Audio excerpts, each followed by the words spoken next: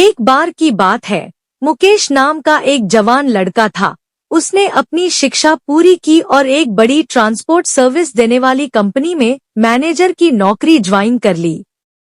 मुकेश अपनी पहली नौकरी से बहुत खुश था। अब वह अपने सारे सपने पूरे कर सकता था।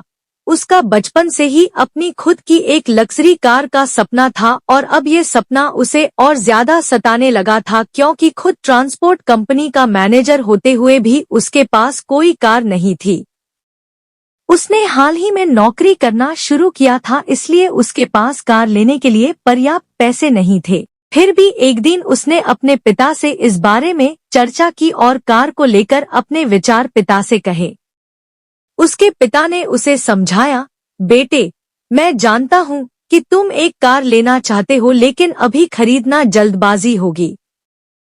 विजय ने उत्तर दिया, जल्दबाजी? मैंने सोचा था कि आप मेरे इस फैसले से बहुत खुश होंगे। पिता ने कहा, मैं तुम्हारे लिए खुश हूँ मेरे बेटे, लेकिन तुमने हाल ही में अपनी नौकरी शुरू की है। तुम्हें भविष्य में आने वाले कठिन समय के लिए कुछ पैसे बचाना चाहिए। इसके अलावा कार खरीदने से पहले कुछ समय इंतजार करना चाहिए और कुछ पैसे डाउन पेमेंट के लिए भी बचाना चाहिए, न कि इसे पूरी तरह से ऋण पर खरीदना चाहिए।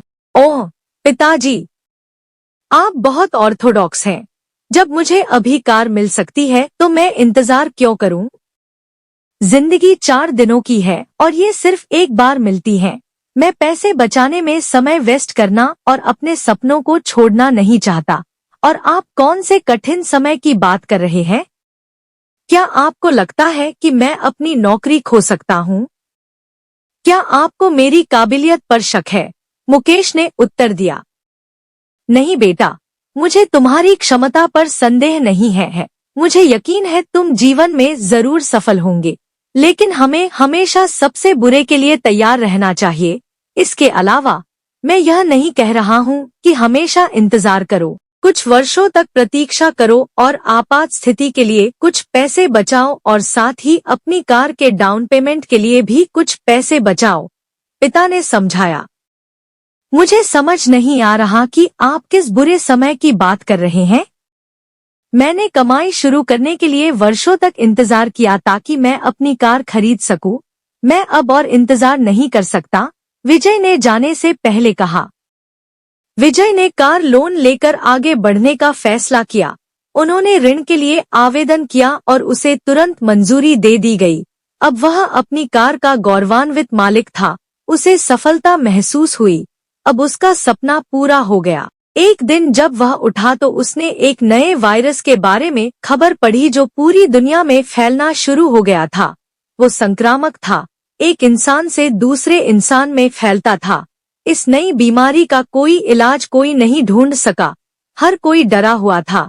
धीरे धीरे ये वायरस हर देश में फैलने लगा। सरकार ने यात्रा पर प्रतिबंध लगा दिया। अचानक यात्रा उद्योग ध्वस्त होने लगा। एक सीन मालिक ने मुकेश को नौकरी से निकाल दिया। वो टूट गया। उसने कभी इस स्थिति की कल्पना नहीं की थी। उसके पास कोई बचत नहीं थी। इसके अलावा उसके पास अपने कार ऋण का भुगतान करने के लिए पैसे नहीं थे।